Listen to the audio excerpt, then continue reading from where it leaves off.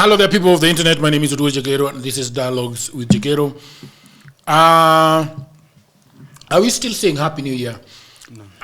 I'm with my twin brother here. We are going to be talking about our marriage. He has been married for 14 years, 2 presidential terms, actually 3. I've been married for exactly 2 presidential terms. That is 10 years. A decade. A decade in marriage. That's long. His name is Salano. His other name is very difficult. I'm not able to say it, but the other name is Vasectomy Man. The man who decided to go and get a vasectomy, and then the wife got pregnant, and then the internet broke. Then everybody was like, oh shit. Ujamaa amegongewa. Na pasta. Pastor. Yeah, so look, Mr. Say hi to the people of the internet. Yes, hi people of the internet. Yeah. My name is Salano Magically, twin brother to Jagero. Magically. I'll be replacing him soon. Maybe he's tired. I can come and sit in for him. Yeah, you know, there is a story of a guy who was always going and giving speeches, and then the driver, after hearing so many of his speeches, decided that, well, I can replace this guy. I can speak. So the guy remained in the car, and the driver went and gave a very good testimony, speech. Yeah. So we are going to be talking about marriage. We are going to be, that's how that's my uncle says. That my uncle used to say this in Luo. Yeah. No mera, yudo dhako, mariti, to hinbirite, nyaka ching morotoe mopogu. It's a difficult It's thing. a difficult thing, by the way. For people who do not understand French, that means that for you to find a woman Who that can will take care of you, and you will also take care of her. Yes. Until death do you part. It's so difficult to get. Yeah. And you know, my uncle, he's called, I need to give him his flowers, he's called Polo Bondo. Polo Bondo is the gentleman that is ahead of my father. So my father follows him in Bath. And it is one of the best marriages that I have ever seen in my life. Wow. They lived in complete harmony. You know, sometimes people say that Christianity, whatever they say about Christianity, some people do not really love Christianity.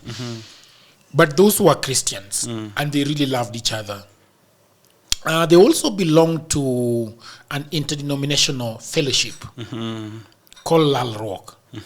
Do you know what Lal Rock is? From Anglican, I know about it. Yeah. So it's called Lal Rock. And Lal Rock is a place where anybody who claims the name of Jesus and claims the blood of Jesus can go and share a testimony about their life consistently. And when I got born again, I started following my uncle very closely. There is a kiche in Ramba Boys that he used to go to a lot, and there is a time that he took me there to Ramba Boys for the kiche. He let me go to Lal Rock several times, and his life was just amazing. This is a man that everything was just. They were always conversing with the wife and reaching and at some point he got really sick and he was not able to take care of his family. And the wife just took over. Wow. Yes, until he died. They were just, he had a problem with his muscles. So there is also a program I live watching. It's called Love is Blind. You've seen it on Netflix. Yeah. There's something very interesting about the last season, the last season that I watched. In that last season, there were several couples, and only one ended up saying yes to each other at the altar. And if you look at the trajectory of this particular one, the parents were living in a very stable relationship. The parents of both kids were Christians, you know, and they were very supportive of the boy, and they're very supportive. And this girl and this boy were doing just the right things. They said, "Look, let's have both our parents meet and talk about our marriage that is coming." And They went and talked, shared a meal, went to both of each other's houses, read the Bible, prayed, and at the altar, they said very lovely things to themselves. But they were the others were very aggressive. Like, you can't say you love me, you can't say this and that, you can't do this, you don't want to accuse me, blah, blah, blah, many things. So that is what a lot of people ask me, especially boys, ask me how I deal with marriage, because they see a lot of people divorcing and leaving each other. And like I told you last time, on the seat that you're sitting, a lot of people have decided that this marriage is not working for me. You know. So as two men, I just wanted us to discuss marriage. Sure. I like calling it marriage. Marriage, yeah. Marriage. In capital letters. Yeah, a marriage. And usiniambie mambo ya Mungu za yote. We know we are both born again. I want us to talk specifics. Unajua, mimi ni mwokole, wewe ni mwokole. Hey, we need to, because the Bible says that I will bless the work of your hands. Yes. And I think that says a lot about God. That I will nitaingilia what you are already doing. Yeah. So you treat your wife right, I will bless your marriage. You treat your husband right, I will bless your marriage. So let's I want to ask you a few questions. The dating scene that you're seeing right now, do you think that they're going to lead into good marriages? Maybe before I answer that, yes. Thank you so much for having me again for the second time. Yeah. Maybe I'll ask. Yeah.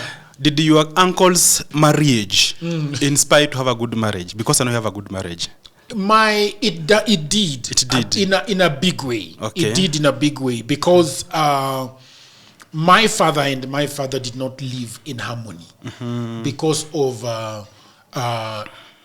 disease, illness, and alcohol. Okay. But mostly because of alcohol. Okay. So I saw my mother suffer a lot, because she was living with this man that was alcoholic, a man that probably did not know himself and did not know the reason why he was in marriage. And so, looking back, my father was dealing with his demons, because his father was also a drunkard, and his father was a wife batterer. Okay. And so he decided, So what inspired you is because you saw a good marriage. Yes. And as for what inspired me to have a good marriage is also growing up in a very bad family. Yeah. My father was also a very big drunkard in the whole village, the best of the best, and a wife batterer. Yeah. So my parents divorced when I was only 9. So I said, I want to have a family that's not like for my parents. So I think we can both learn from good and bad. You can say, I want to have a good marriage because of this, or to say, because this one is not working, I would like to have better than this one. So for me, it was inspired by my parents' marriage, because I saw how he would just, my father was not someone you'll sit like me, I sit with my wife, then we discuss anything. Yeah. He was that king and slaves. So wife and children are slaves. Yeah. So just come and order around, so it nile vita. So I didn't like that. And then when I come to your question about dating, nowadays, I never dated, so I have no much content on that, because you dated, Bwana. I didn't. You dated in at the university. We met and got married, and I don't believe much in dating, because it's always just a waste of time, and there is nothing. You don't believe in dating? Yeah. Explain to me why. Number you one, don't believe in dating. If you know what you want, if you'll ask many people who are married nowadays, they'll tell the moment I saw that lady, I know this is my wife. Nilimwona hivi nikajua, this is my wife. Even before we talked, I saw her and I knew this is the woman I'm going to live with. If you find people who are dating for so long, they're not sure if this is the person. And you find that they'll date even for 8 years, then they don't end up getting married. So they date for so long, and then they end up not getting married. Because after all, mekane paga meanza kuona, there's nothing more about ni kuendanga date, mnakunywa chai, mnarudi, mnakunywa coffee, mnarudi, ice cream. And then also, in dating, there's always that part of whereby it's like, you're not the real you. Tukienda date, nimekuleta date as my girl, hata hizi maliza soda ndogo, because utamuita yeye ni glutton, so anakunywa kidogo akiwipe mdomo. I know, thank you, that plastic life. Na wewe pia maybe umekuja date, there's a food on the table, then she knocked the table by mistake, the food pours, unamwambia don't worry, I'll bring another one. Inakuma lakini unasema don't worry, wait later ingine, hiyo isikusumbue madam, don't worry. Show her that I'm a very good man. So dating is a place whereby there's a lot of acting, but there's no real you. But now get under the same roof with this person. Anaamka bila makeups. Anaamka analala kama mdomo iko wazi. Analala kama anakasirika. This guy who told you he's born again, he want now to slap you. Now that's now the reality comes in. So you find that you'll waste a lot of time not learning from each other.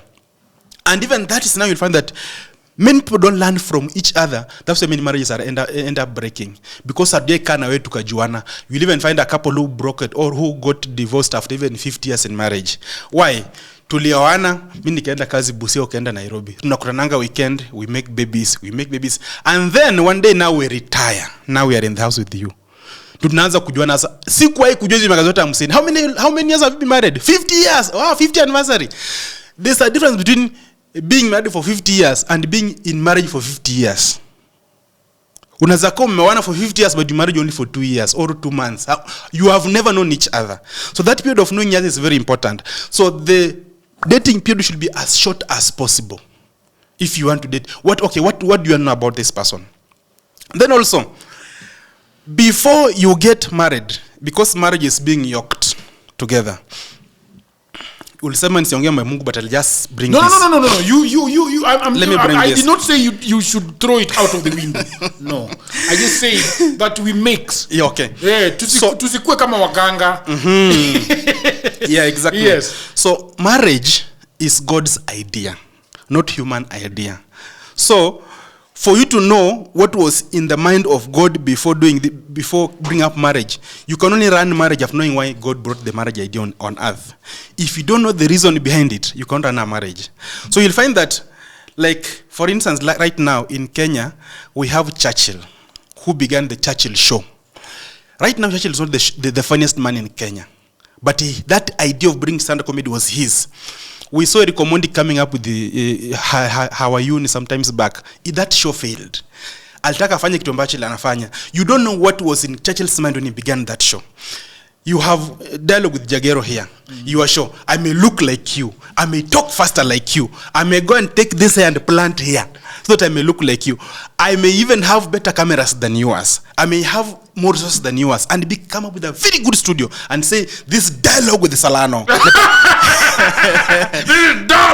Yes. People of the internet, this dialogue with Salano will come my show. And then I want to take Jagero out of market. Yeah. I may do it for 1 month and then it will just fail because I don't know why you brought that idea. Where that idea of yours came from. I cannot ride on your vision. Yeah. So number one, we get into marriage without knowing why God started marriage. We begin on human foundations.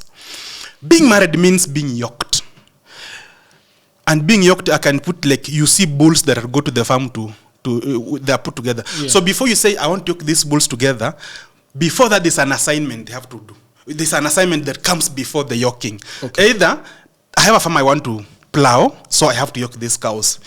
I have a mzigo nataka to take to the market, I have to yoke these cows. So the assignment comes before the yoking.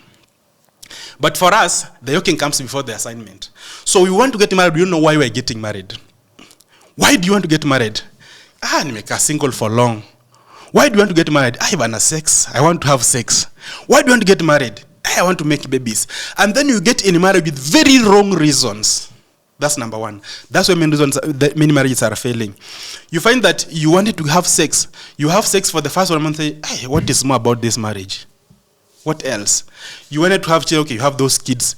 What else? Niko kwa ndoto kwa sababu ya watoto. That's unasema ati niko tu kwa kwa sababu ya watoto. Kwa sababu there is no any other reason. But if you got a purpose before, then you come and be yoked together. What will keep in that marriage? The purpose behind you. The purpose will make you going. Hata mkipata tu ameshaenda, the purpose still puts you together. The reason that we have to accomplish as a couple. The reason that we have to do, whether it's a ministry, whether it's an assignment, kuna kitu tunafanya as a couple that alone I can't do. nikiacho siwezi fanya peke yangu, na akiacho is, you know, that when you come together it becomes very easy to run that thing. So there is this purpose. So once you know that reason why you came together, and then the plowing becomes very easy. That's very interesting, because then I'm just wondering, having heard you say that, I'm just wondering what these purposes will be. Like, looking at my marriage, I really can't tell what the purpose was, because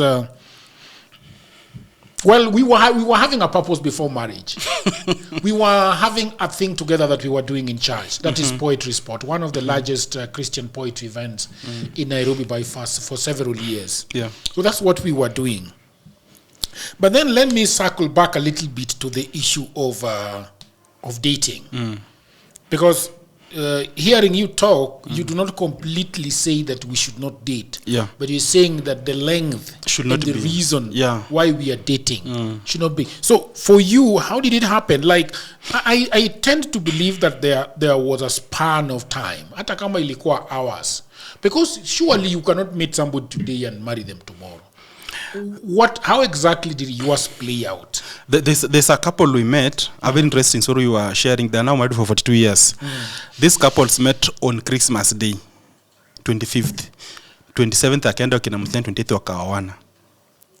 Na akasema sisi nilimwona, anasema he was a big player. He has slept around with so many women. When he said, this is my wife. And that's the woman who tamed him, married her, and that was the end of it. So for us, it looks like magic and out of realms. No, you know, in the way it looks like, the way the Bible says, in the realms, in spirit. Yes. Emoya, the way, you know, we are a spirit. We are a spirit inside us. We just have a body carrying the spirit. So this spirit will just tell you where utajua nini nafanya, but you just say this. Unasema ati nilikuwa nimekaa hivi kwa wedding, kwa event nikaona I saw a lady passing and I just said, this is my wife. There is that spirit that communicates and tells you now, this is the person. You may not know, but it tells you.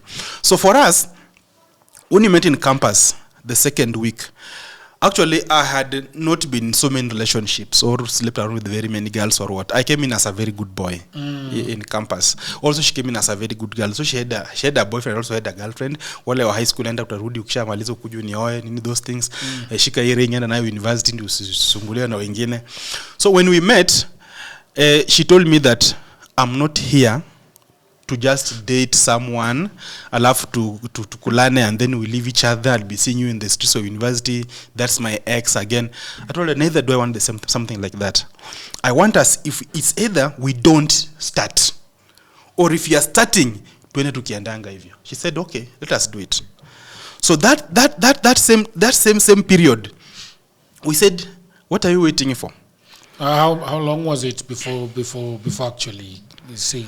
All these things are happening in the first semester too. First semester of our first year. So about months. So about 3-4 months. About 3-4 months we are within. There was a pastor who was in a university. I think he died a few years ago. He was called Pastor Wafula. So he went to him and told him, by the way, I've met this lady because I was a Christian and I'm a Christian. I was in CU, so I told him I've met this girl and as we think we should get married. He told us, so you've done a very good thing. You come to my office, we talk. We went to his office. He talked with us a few hours. Akasema, is your parents away? We said, we've not gone home yet, but you're planning when the semester ends, we go home. But at least my wife was told that I found someone in the university. Though the parents wanted to get, they were not for it.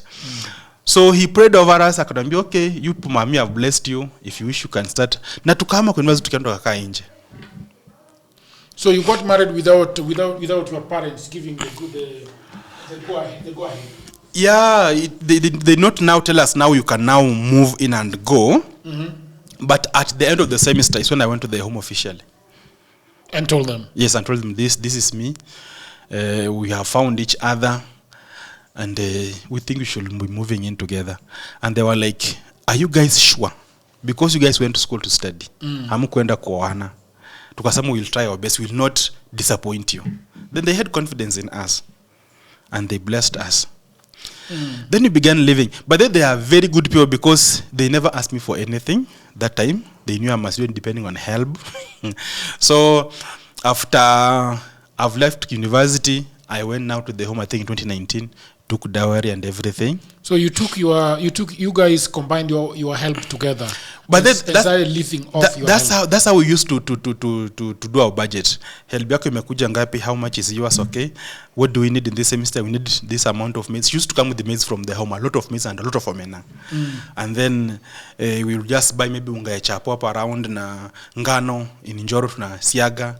And then as long as we have maize and omena, we can eat breakfast ugali omena tena usugali omena. Chai in siku moja. Do we need inahitaji kasuti kakungara hii semester mimi pia nahitaji hivyo. Then at semester nation we use the help to balance. I also pay some fees. So for 4 years you were married and are in school. Yes. For 4 years. Yes. From first year to fourth year. Something that is interesting that is worth talking about is what were the other students saying about this whole thing? Did they find it weird? What were they exactly saying? You guys are married. It was very weird. Very weird. Because number one, being in CU, it was always that if you are dating, no one should know about it. All right, people of the internet, I hope that you are enjoying this episode so far. I broke the episode just to tell you something that is very, very interesting. In 2024, a lot of people were saying that I am broke, Jagero. I do not have a job. That what is interesting is that when they were telling me this in 2024, I was already working on a book for the last 3 years. And that book was about the hustles and the jobs that you can get online.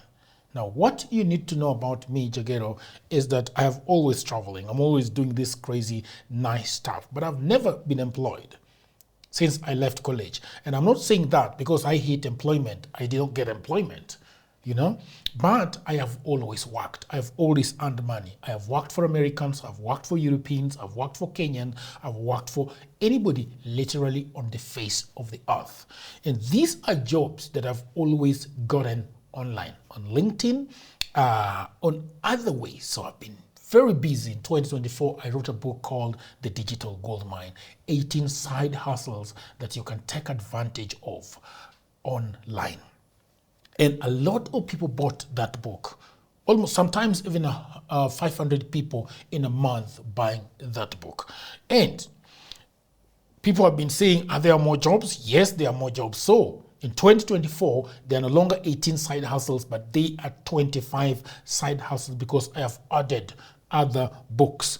So in 2025, you cannot say, Jagero, I don't have a job. Jagero, I am broke, because I have put it before you. The book is not expensive. It is 1,000 Kenya shillings. Or if you are asking about the price in other parts of the world, it is just $10. Okay? So in the description below, I have put the link that takes you to where you can learn more about the book. And I've also left a link where you can buy the book. So thank you very much. And let's go back to programming. Kwanza CU members, kama muna date, I've seen a sister and I want us to maybe to get married. We go and meet in Nakuru town and we go with our brother. So naambia sister panda gari enda. We should not even be seen together. And then me, I take a brother, we go and then we sit there on the table, the three of us. This one is a witness. We talk. So sister, how are the plans? It's good. So now we are finishing. Yeah, I think we should now go and meet our parents. That's how dating was done in university, in Christian Union. Now here we are, born again, but we are not doing that. We will come to church holding hands, sitting together. She goes to a lesson, I'm going to sit in that class. I go to my class, she also comes and sit on my class. She wants to see what is being taught there.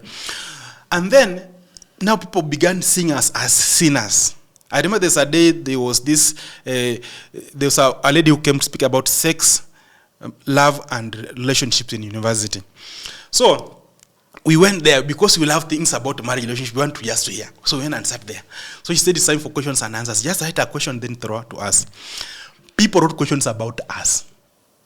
Hello, my name is X. I'm staying with a woman in my room and I'm born again. Is it sinful?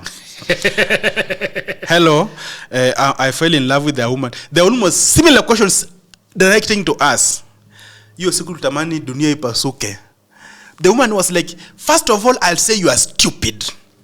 You came to university to learn and you're talking about relationships, sleeping together, that's fornication, that's sinful, Bible verses, what? And we had sat in front on the first row. Damn. You can't even leave. So to my cap, I'm like, why do we come? Why do we come? We go for this fellowship. This is my area fellowship. Maybe kuna za Western, za Nyanza, nini. A preacher stands. Praise God. We are there with my wife. My name is so and so. I'll be speaking today. I do a course called AGBM. AGBM means avoid girls before marriage. And then everybody looks at us. Alafu wanaendelea. And my topic, I'll talk about being focused while in campus. Fellowships were always about us.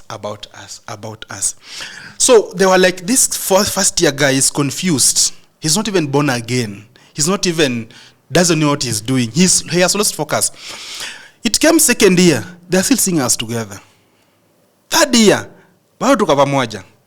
Now, guys, we became the Jesus, and the Nicodemus began coming at night. They see you chairmans, they see you leaders, wanakuja usiku, bro Salano. Bana, you guys, how do you manage? You know, I'm also hata mimi niko na kamrembo. I'll come at least you give us some tips. And let me tell you, what was happening in CU, there were guys who were sleeping around and even aborting, but chini ya maji. Sunday yako pupi anaimba nikasema, why should I pretend? Yeah. So you take the lady mkae na yeye. Even Paul says if you are burning with the passion, marry. Yes. Burn marry. Hakusema wed, marry. You go and marry. Sema wed. Sema you marry. If you are burning with the passion, and how?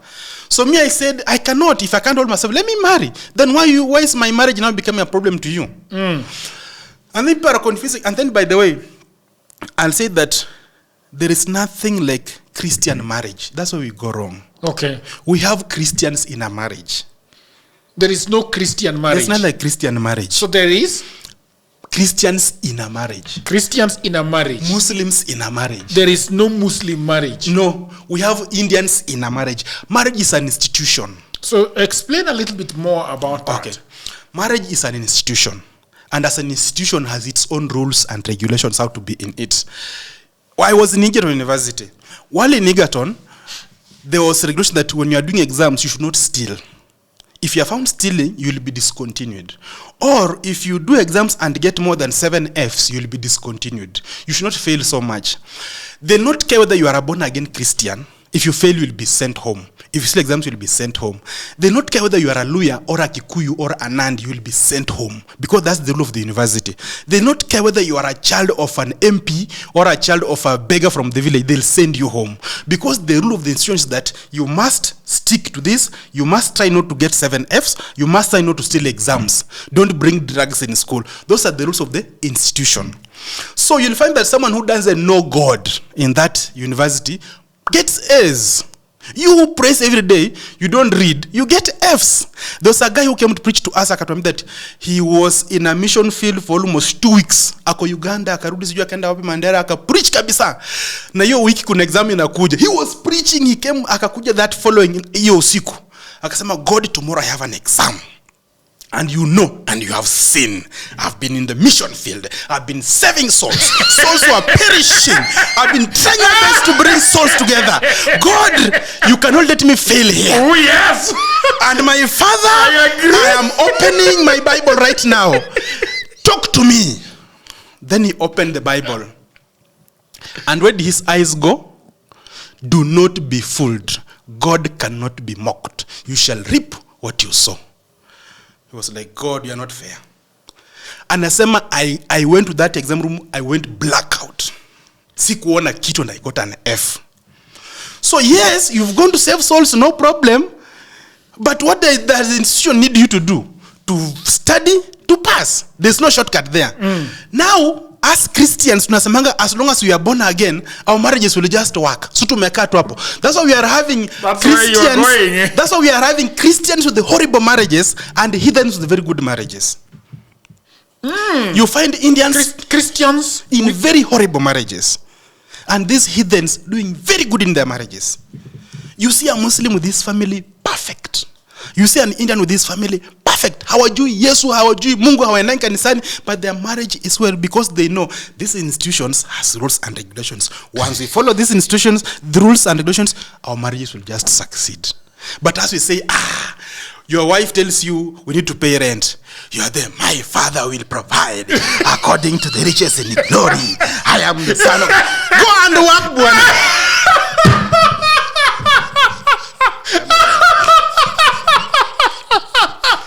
You see, go and work more. Yes, bibi anakuambia watu wanahitaji school fees, or we need to talk about this issue that's affecting our marriage. Unakuja nyumbani late, au kuangi hapa nyumbani kila wakati, you always hanging out with the men, hata ni kubet the whole day. Unasema my friend, let us pray. Mnaanza let us hold hands. No, my friend anambia let us no, we pray, God will see us through.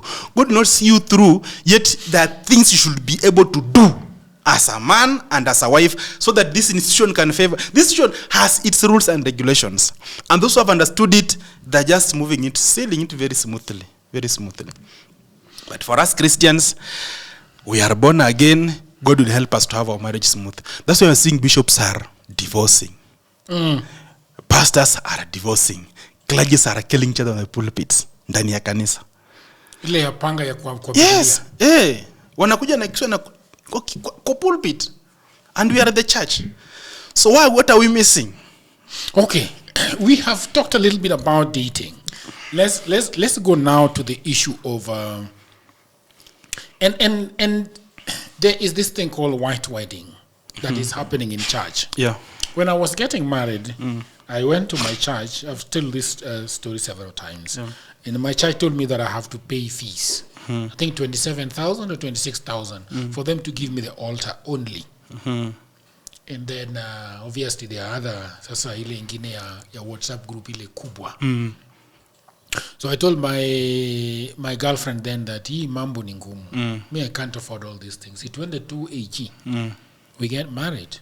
And that's exactly what we did. Yeah. We went to the AG, and I spoke to my pastor and told him that even though I'm not doing this in church, are you able to come later on and bless my marriage? Because I had organized a dinner with my friends. So he decided to come and bless the marriage. There are so many people that want their wedding in a particular way, their marriage in a particular way. A lot of people really sweat it and work so hard to organize that big event. Do you what do you think about it? Do you think that because sometimes I feel like we are putting so much resources in a 1 day or a 2 day event, and then after that it becomes very we don't have the tools to run the marriage. Yeah, I think we are missing the difference between our marriage and our wedding. And we put a lot of pressure on the wedding and forget about the marriage. That's why si hatukuwa na haraka na hiyo. We never said we'll rush into it. I'll give you a small history where wedding came from. Because initially, what is marriage? Marriage is sex. The moment I have sex with a person, it's recorded in heaven, married. Asubuhi nikamwambia toka enda, divorced. Kesho na mwingine wanaandika married. Nitafuta mwingine divorce. So you'll find that people marry and divorce so many times. Wanadhani now marriage sasa umekuja sasa una sign document na unaekelewa mikono, na umevaa suit. That's now official marriage. In the Bible, what we saw is that unapata and Isaac took Rebecca and he came into her and they were married. The moment you come into her, the moment you sleep with a woman, that is marriage. Hizi zingine zote ni kelele tu na ma celebrations. Now, in USA, a man used to get a lady. Anakaa na alafu unapata ngine wakati mmeboekana na mtu maybe umechoka unamwambia get out. I'm no longer interested in you. He chases away the lady, looks for another one. Anatafuta mwingine anakaa kidogo akiboeka anamfukuza anatafuta mwingine. So women came and said, we want at least security, because I don't know when you'll kick me out again. So I want you, when we come in with you, please just write somewhere that I'm committing that I'll not chase you. Yes. At least. Wakasema this is a good idea. So we need a witness. At least I'm marrying this guy and Jagero is there to help me. Say that actually I was there when they were not even marrying. They were said that they were going to commit. He'll not leave this lady. That's now where the issue of wedding came from. So wakasema, okay, it's a good thing. Wacha tukapambe kidogo. When you come to agree that you will not leave this lady, let us have some good dressing, something to eat, celebrate that you are coming together. That's now where celebration of marriage came from. So the church said it's a good thing, which is a good thing. They borrowed it. Wakaleta kanisani. But there is nowhere marriage or wedding. There's nowhere wedding is in the Bible apart from where Jesus went to attend a wedding. And that wedding hangekuwa mentioned kama ingekuwa because of the miracle that Jesus did. So it was about Jesus' miracle, not about the wedding. If the wedding was important, tungeambia jina huyo bride na groom. Tungeambia walikuwa wametoka wapi na walioana. Because if the story was about the wedding, tungeambia it's about the wedding. But it was about Jesus. Jesus' mother coming, Jesus telling her there's no wine. So that idea was all about the Jesus and his first miracle, not the wedding. We have not seen any apostle joining couples in church. We have never seen Paul wedding couples. It never happened. It was never an assignment for pastors to wed people. But now they have taken it as a responsibility to join us, which is, I'm not against it, but I'm just saying that we should not focus on what is not important. We find that we come up with things like, tunaanza kuchanga. Why are we doing this wedding? Why do you want a big wedding? Au kuona wedding ya nani? Mimi sitaki kama yayo yake. Alikuwa na gari gani? Aliletewa kwa limo. Mimi nataka niletwe na sijui na Range Rover Sport. Mimi sitaki ni uliona honeymoon yake sijui alienda Mombasa. Mimi nataka Zanzibar. So we always do things with reference to somebody else. I want to beat so and so. What was their budget? 2 million. Mimi nataka 4M. Sijui how many where did they wed in this church? Mimi I want a garden wedding. Where walifanyia wapi? Thika. Mimi nataka itukwe Lavington. Okay, how was the event? How many people were there? There were 20. Mimi I want 100 people. I want people to come. I want to celebrate. I want the best chef to come and be there. I want to invite the best musician to come and there. All this thing you are doing to show off. How funny that to celebrate the two of you is to show off. So at the end of the day, you show it off. You tell people come, you form WhatsApp groups, people come and they changia you, they come, they celebrate you, they alafu ikishesha now. Now, during planning of the wedding, you will have people to come and support you. People will come and help you to contribute to you for what. Utapanda tuambia, I'll design for you a cloth, I'll design for you a cake, I'll help you to plan. Ndusikuwe na pressure mingi. The moment the wedding is gone, all this people go away. Mnabaki wawili. There's no one to help you again to plan what. There's no one to help you to advise you on how to run your marriage. It's now the two of you. So unapata after now the wedding, the marriage becomes so boring. Unapata, since you met, your eyes has been on the wedding. Nothing beyond that. Unaangalia tu, wow, 8th March. How many days to go? Wow, is my dress ready? There's a guy who, the guy was very, hata ana kazi, biaka naambia mimi kama nguo yangu itoki London, imported, we will not do it. I want an imported dress. Dress unavaa siku moja. The guy struggled, akaleta your dress. Now you focus on that day. When the day is over, hiyo usiku, kesho yake, watu walienda wote. So you're like, now what next? Yes, we showed off, tulipost Facebook, tukapost wapi kajulikana, what next? So when doing a wedding, can you be very specific the motive behind it? When we did our wedding last year, we did our wedding on our 14th anniversary, because we met on the 7th of September 2010, tukawed the 7th September 2024. So our wedding. Why did you guys decide to do a wedding after 14 years? Because marriage was a priority to us, not a wedding. Marriage was a priority to us, not a wedding. And then as we got on, we got into marriage ministry, encouraging couples, doing marriage couples shows. Then someone told us, I think just for the sake of what you are doing in your ministry, you need to wed. At least hata kama unakana tu kwa show, uko na ring kwa kidole, wanajua we are in the same caliber. Nisiambia watu ati mimi nimeoa lakini hakuna evidence. Just wed. So when we planned for our wedding, we did not have any WhatsApp group. I never made any WhatsApp group. Sikutaka naanza kuambia tusiwe na changa. I did something that I could afford on my own. And I told my wife, wacha tufanye chini ya maji. Tukaplan because tulifanya September, tulinform watu almost July. And then our budget was only 100 people in like a small garden somewhere. We never posted our cards on Facebook. Tulikuwa tunatumia mtu personally. Hii ni kadi yako utakuja. No one saw our cards flying all over. That day people came, we did our celebration, tukamaliza, it was a good thing, and we finished it. Because for us, we are not doing it to prove a point to anybody or to show off to anybody that now we are wedding. No. It was that we've been in marriage, we've been celebrating each other all these years, so there's nothing more. And then also, when you've stayed with someone for a very long time, you've known him. When you're making those vows, Jagero, that are coming from your heart. you know what you mean. Yeah. This person nimekana tumepitia na ujama and she's still here with me. I mean my words.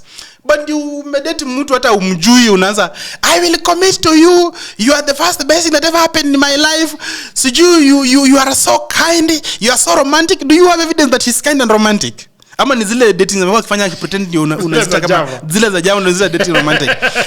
Kana mtu hizi miaka bwana uone sura yake ile mzuri na mbaya. And then now you can say yeah, despite all I still stick with you. Those voices come out very strong. Yeah. Than the voice that are just now we met this guy, you know, what do you like about this guy? Oh my God, when I saw him, just the beard, they drunk me. Yes. That's another reason why also marriages are failing, because of we have reasons why we love our spouses.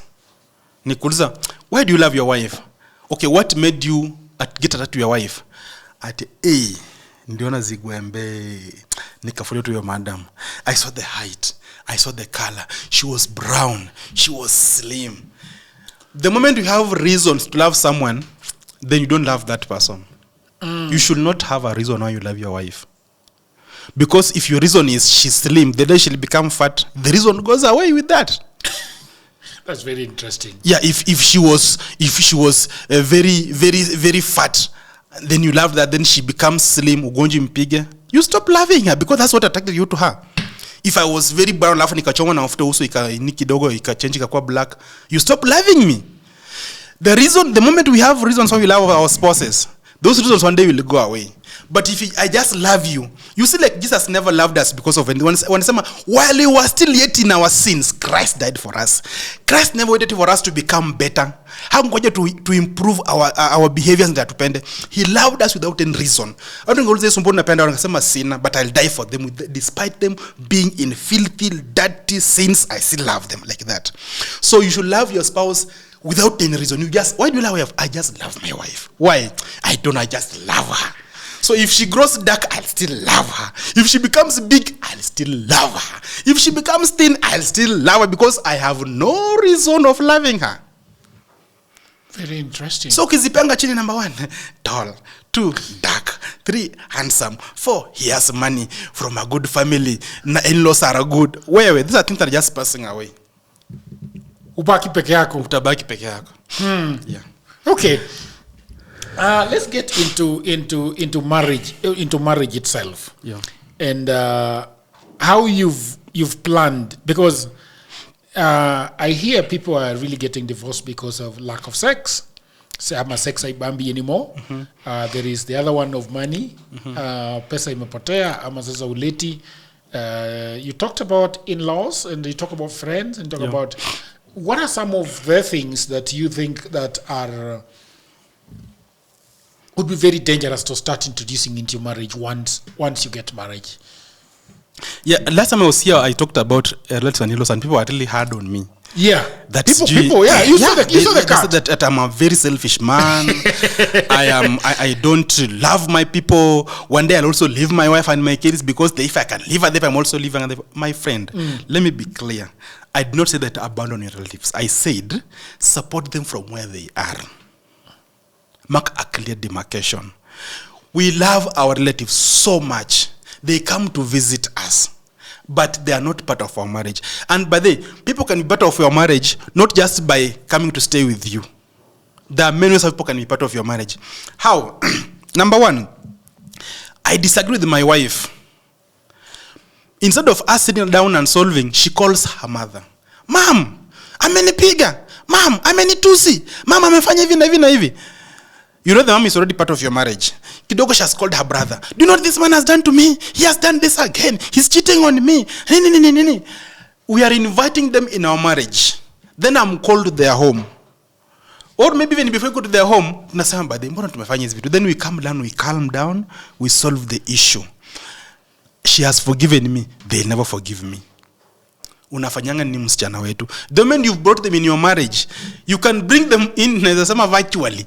They're already in, but from a distance.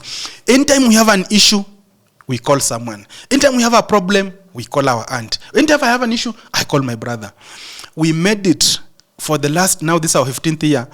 we have our disagreements, we have our ups and downs, but we have never called anybody. Our parents know that our marriage is smooth and flawless.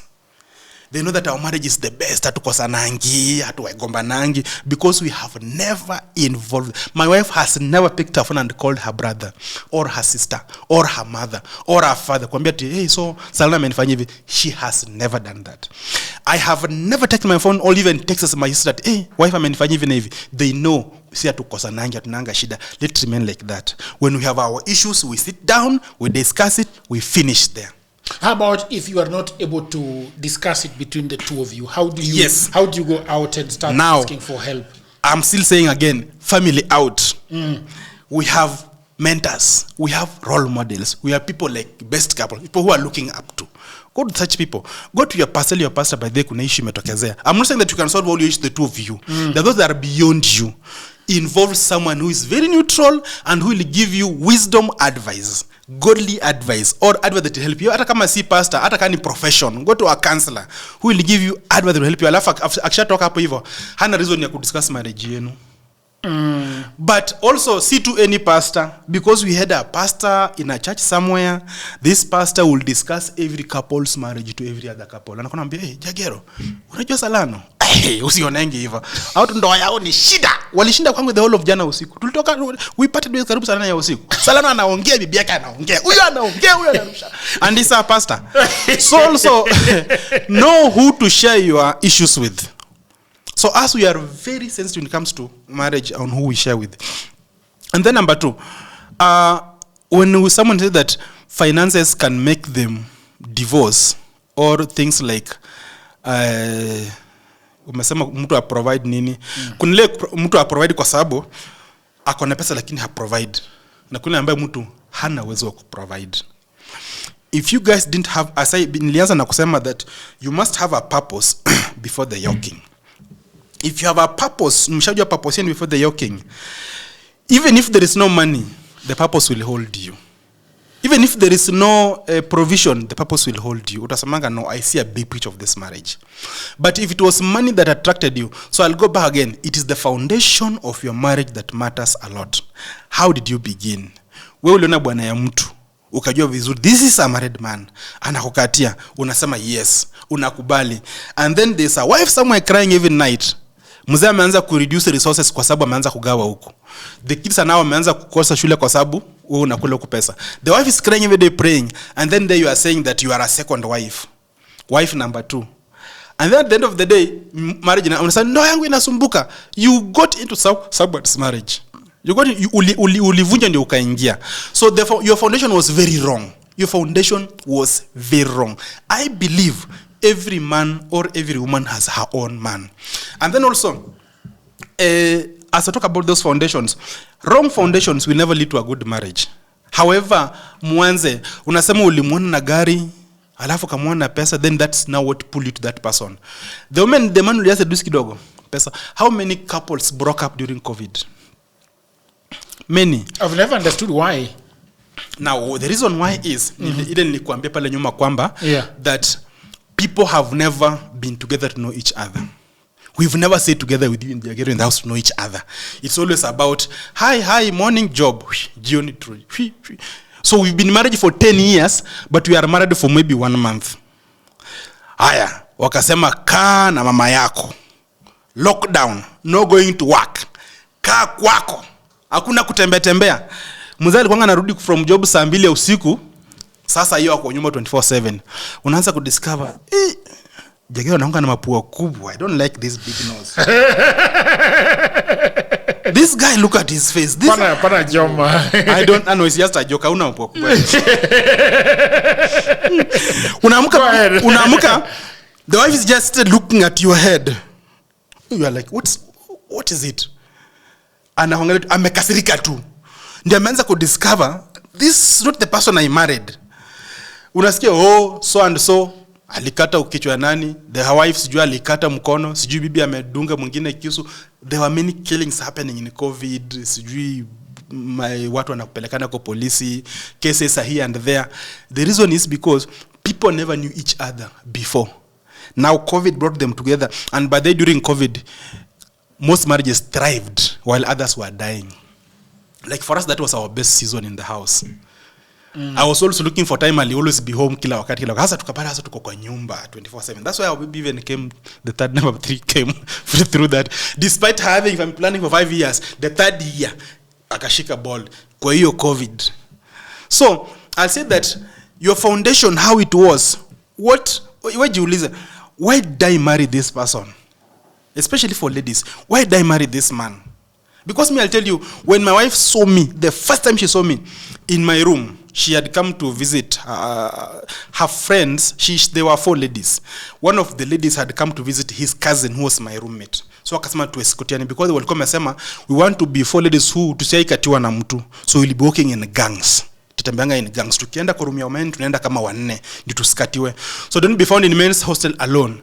So they came in my room to see this roommate of mine, and she found me in a boxer and a vest, sitting on a table reading the Bible. So nothing attracted her to me. Nilikuwa hapo kijana na slippers za blue. Then while in campus, I had said that I want to go in campus, but they mimi nilituma university na my church. Walinifanyia fundraising, wakanituma university. Wakaniambia sana, you're going to university, make sure that you don't look at women. Nikamwambia my friend, hata yule advice yako nipatie kweli, mimi mnanijua.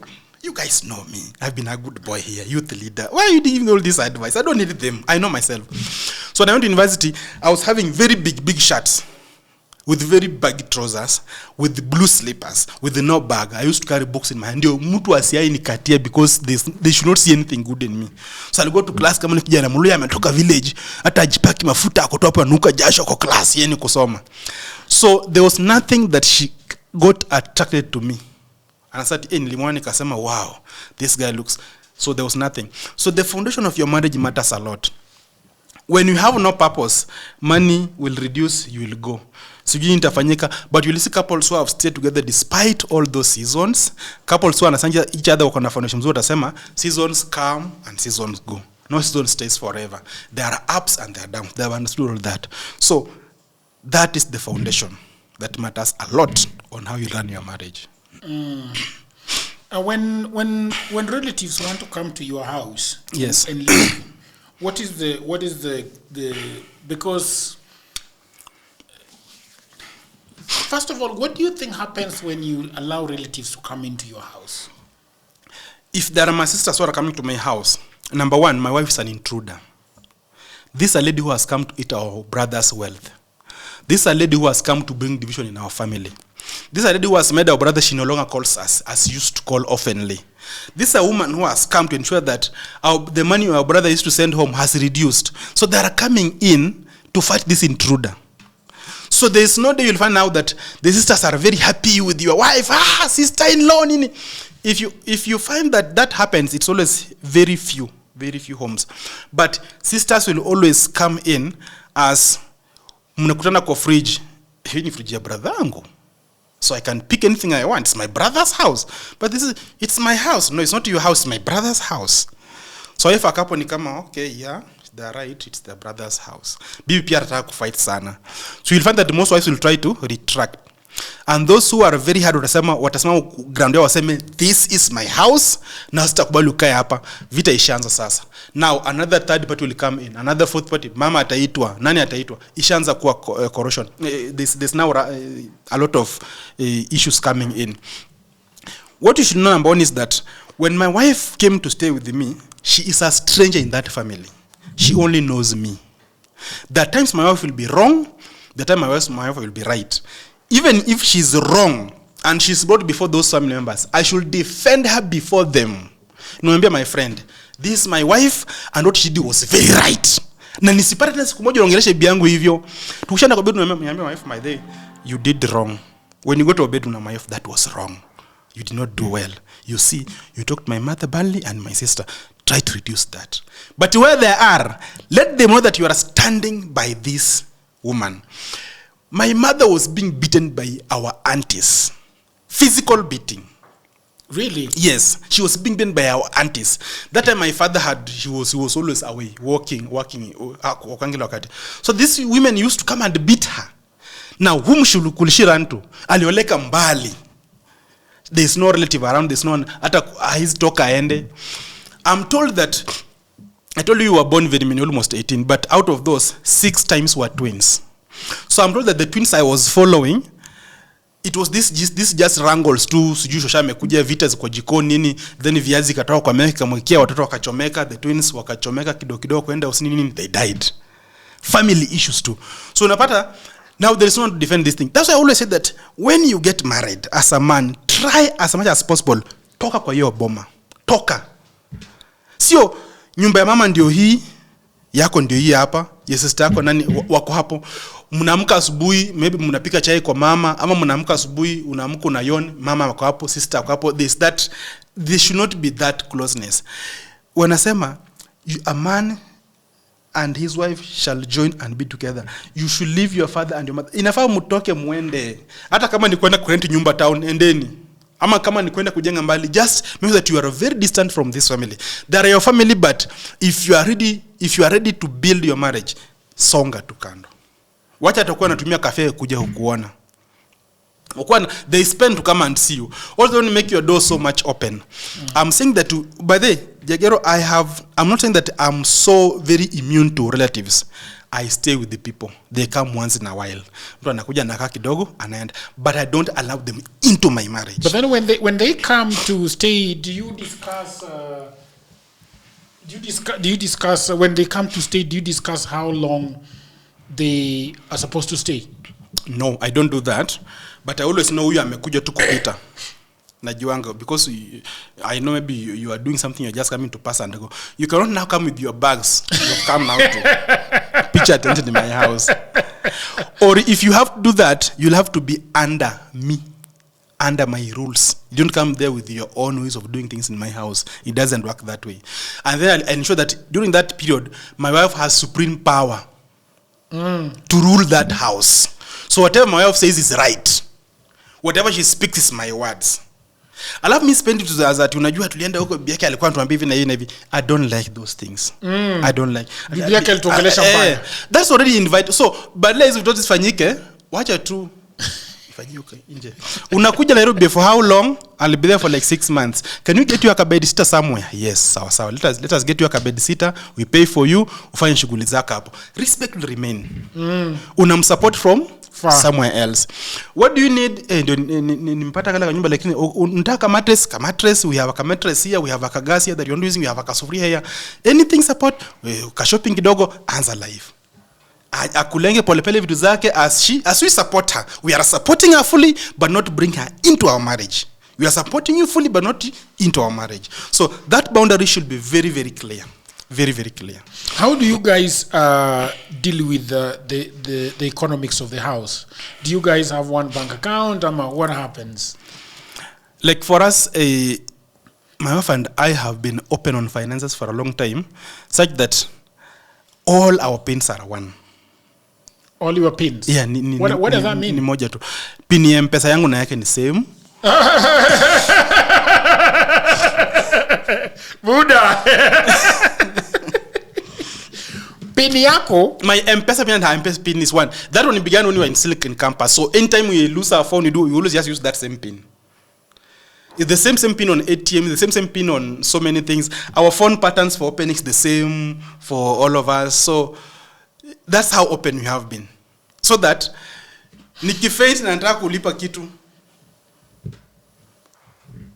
Yeah. Yeah, so for us, hata mambo ya joint account, because I can access her account, she can access mine. But then anazichukua tu simu aseme let me buy credit, anachukua nanunua. Let me nijitumie 200 nifanye anajitumia. Because she has my pin is her pin. My phone pattern is her phone pattern. So mimi sina kitu nimeamka siku bibi yangu kwa simu yangu anaangalia, because hakuna kitu atapata, hakuna kitu anaangalia yenye nothing disturbs him that she is on my phone checking anything. Hata akifanya patrol nini, I'm always comfortable with all those things. And also me, if I get her phone going through, I have no issue that yao atapata, I'll get. So that's why I told you that when vasectomy issues came out, we never had an issue that ama naweza kuwa, we knew ourselves from before. We've been so open to each other that anything is accessible anytime. And my wife can access my Facebook anytime. There was a time, I have 2 WhatsApps on my phone. one of which is on her phone. So to may mirror on, so you know how can mirror WhatsApp on another phone. So one of my WhatsApp is on her phone. So she can answer, she can do what, she can access my Facebook. Unaweza pata mtu amekujibu dhani mimi kumbe ni yeye. So that's how we've been. I can respond to her inboxes, she can respond to mine, and we don't see it as a big deal. You're living dangerously, my friend. Why? You see, it's either you live on the extreme right or on the extreme wrong. Extreme right or extreme wrong? Explain. Just be as an open book, because me, I always believe that we are one. We are one. If I am one, it's like this hand and this hand. This hand should know what this hand is doing. As one as that. So we are that open. Or amua, kama meamua sisi tumeawana, and our phones are more private than our private parts. Let it be that. Because now we have what we call password marriages. Mm-hmm. What are password marriages? Password marriages are marriages that are held by a phone password. We are just here because I can't access your phone. That's the reason we are here. We are happy because of your password. That's what's protecting our marriage. The day I'll know your password, that's the end of that marriage. Because that phone is carrying all the nasty things. That's what I've been seeing even memes. When you are dead, you remember that your phone was open, you resurrect. So you are going to job, you remember that you forgot your phone. Because you forgot the phone home. You are in the bathroom, you remember that you have not switched off your phone is open. You come from that room in the povuko, so you are going to switch off your screen phone because you have you'll find. So I'm like, why all these things? Because you are living in pretense. If this man or this woman can stand before you naked, without fearing anything, exposing her private parts to you, Bilanataka, but you cannot. You are saying that phones are personal. Phones are private. How private are they? Your phone is more private than your private part. You can stand before me naked, but you can't allow me to see your phone. What are you hiding? So, be on that extreme. Just be bad if you want. Run your marriage as you want, as a bushfire, but let us also run it the way you want as Clippo. If you want your marriage to work. Because I've seen people anambia, I bet even break this phone than breaking our marriage. So, give me the phone, give me the number. You break it, then the marriage stays. But the phone goes. Because if this phone, the accessibility is given, the marriage ends. So let us be open. This is a person you said yes to. You are going to live with this person. This is the person you've trusted your kid's life with. There are people who say that never trust a woman. Lies, right? Let them not trust them, but me, I trust mine. So to all women are the same. Mine is not. Mine is fine. All women are what? All men are dogs. Me, I'm not. You. So when you are saying this thing, please.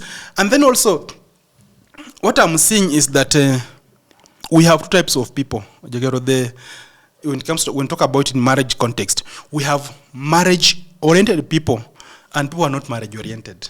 Those are two different groups of people. You tell someone, what do you think about marriage? And I always say, maybe if people want to date, ask your person, something like that. What do you think about marriage? I come by me. I wish to have a very good family.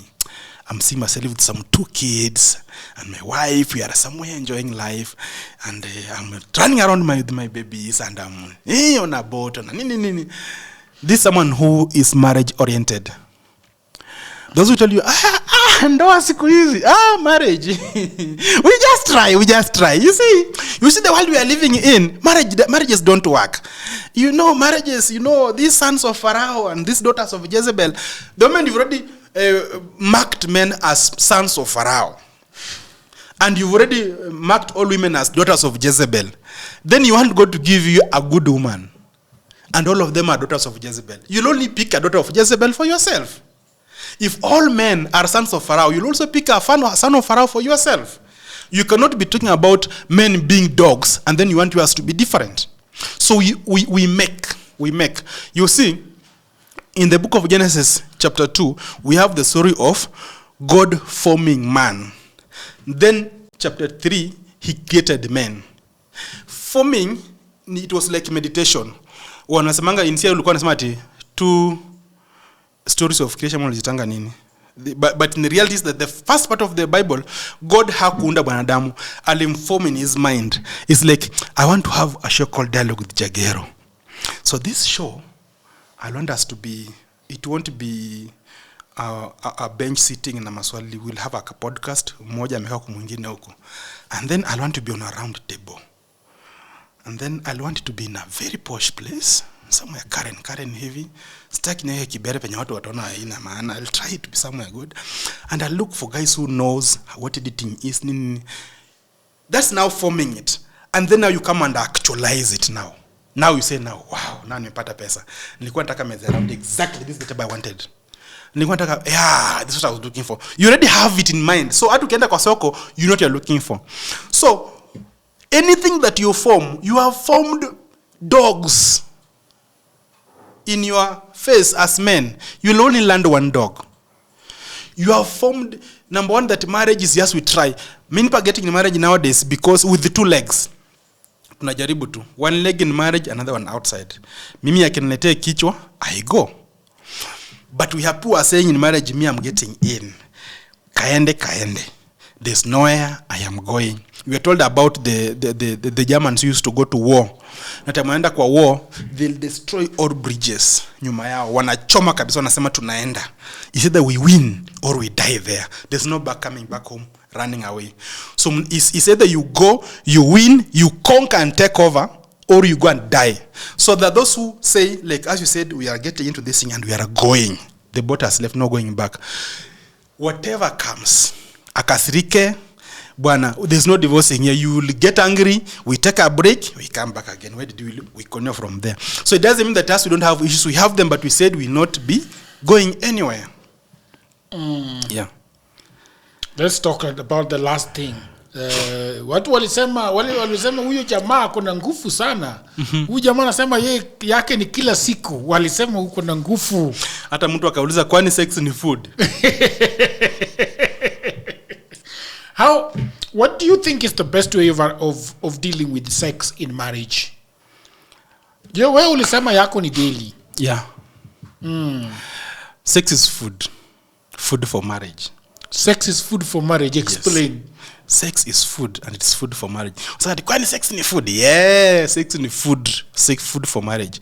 Sex is what fuels a relationship. Sex is what spices the relationship. It's what makes you, even if you have, I can tell you, if you had sex when you come to the show na siku haukuwa nayo, siku umehave to quit the whole day. Tell me about that. Your energy is on another level. What did you say? Salano, that was funny. That was funny. I like it because there's some energy that you just get that day to come out. Nile siku umetoka nyumba uko tu vitu ziko tu mbaya, umegonga kamutu umegonga gari mahali, kupaki imekushinda, things are not just happening well. Sex clears your mind. And there are many things, as we've taken it as a hobby or something that, okay, we have so many triggers for us. We have so many triggers that makes us have sex. One of them is that we always shower together. Wow. Always. You always shower together. Yes. So that's one of the triggers.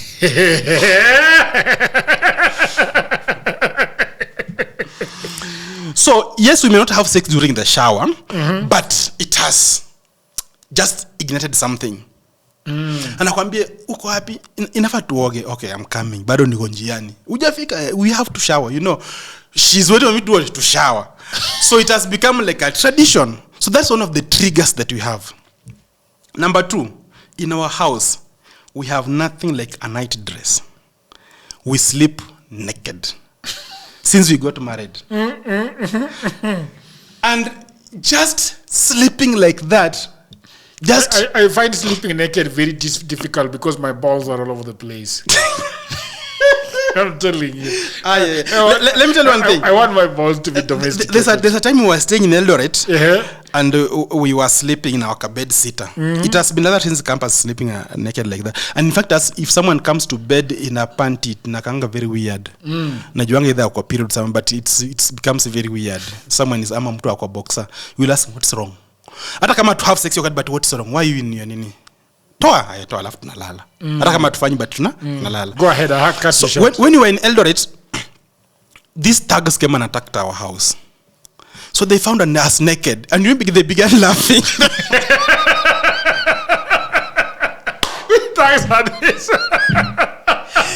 they tied our hands behind all of us and they were like, what's wrong with these people?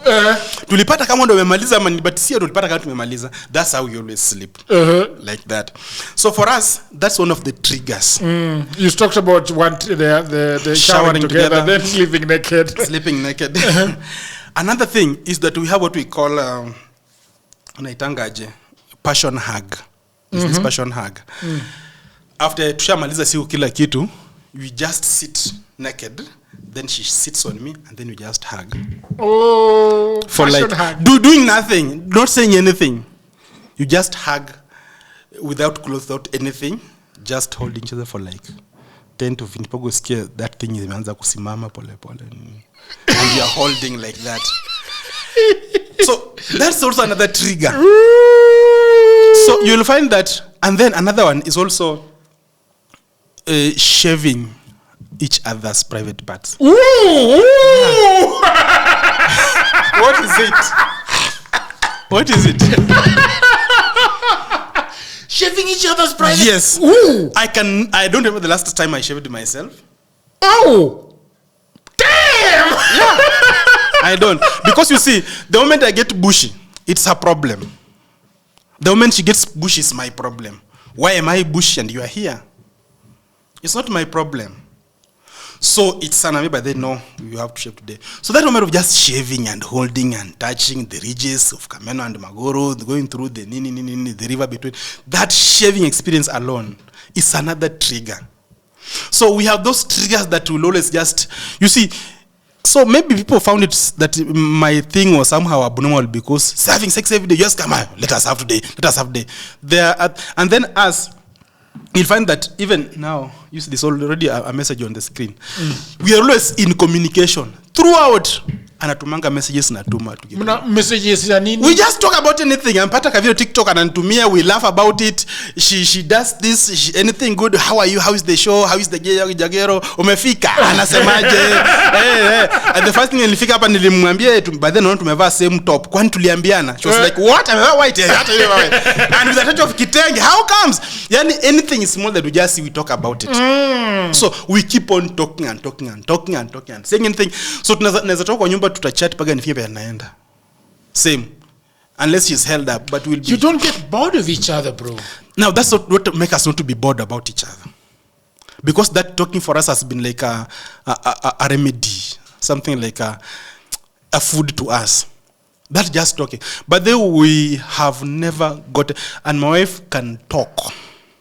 And she only talks to me. If you meet the two of us, we are both introverts. We are, even neighbors don't even know our names. They don't even know how we say. But when we are the two of us, we can talk until midnight, saying nothing and nothing, just talking and talking. Like the other day we were home. We spoke until almost saa 8. Tuko about tunaongea tu and stories. Tukaenda stories before we met. Tukaongea about story mingi za campus. Memories too. We want to mention about. We just talk. We never said let's not talk about this topic. Inaanzanga tu and then we begin.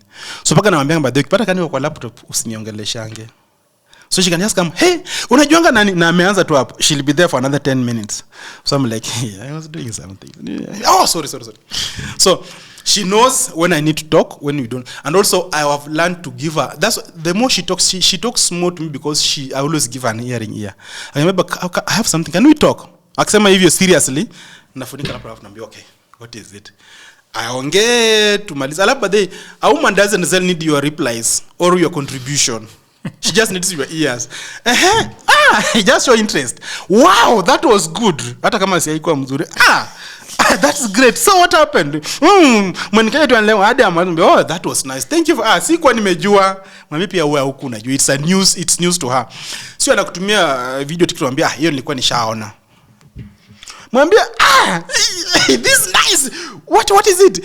Jifanya huku umeona. I honestly struggle with the things that my wife sent me. Because most of the time I'm like, shit, I don't want to, what the hell? Jifanya tu umeipenda. Hey! Jifanya umeipenda. You see, like when you were in high school ulikuwa naambiwa, if there's a subject that you don't like na mwalimu anafunza, when he's talking, just nod your head in agreement. Everything he's saying, just agree. Yes, yeah. With the time you'll begin understanding from that pretending.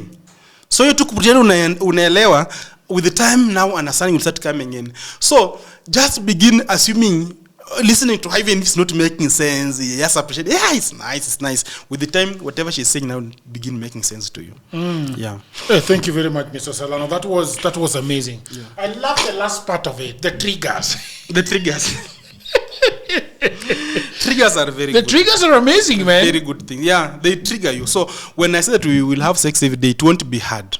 It won't be hard, because if you are just sleeping with someone, then you are cuddling the whole night. This passion hug is every day? Huh? This passion hug is every day? This passion? The passion hug. Yes. That's the last thing you do, then you go to bed. Yeah, that's the last thing you do. We are finished. You've read your Bible. You've done your prayers. Now that's the last thing now, and then you go to sleep. That's the last thing you do. Usifanya alafu muende upike. Sijufanya alafu uende uombe. We have prayed. We have finished. We've raised kids. We've now done everything. Simu tumeweka kanda now. Then we go to bed. That's the last thing. Yeah, thank you very much, brother. All right, people of the internet, thank you very, very much for listening to this episode. It's an episode that I really, really loved, especially the triggers coming, at the end of the episode. Now, we are having an event called Dream by DWJ. It's something that is very close to my heart, Mr. Salano. Yeah. I am trying to build a digital library in my village, and we've decided that all the guests that we have had at DWJ, those that are available are going to come. We have a party together, cocktail and drinks, and enjoy just an evening of music and networking and cocktailing, right? It will be at the iHub on Jahazi Building, James Gishuru Road, on the 16th of next month. That is April, just 3 days before Easter. So please, the tickets are only 2,500, and the tickets are going to build a digital library. So please, we will leave a description on the link below. Please buy a ticket, come and talk to us. But even if you are far away, like outside the country, please send us money for this beautiful project. We will also be doing the event live, so please send us money and you can join the event live. So thank you very much, and until another episode, bye for now.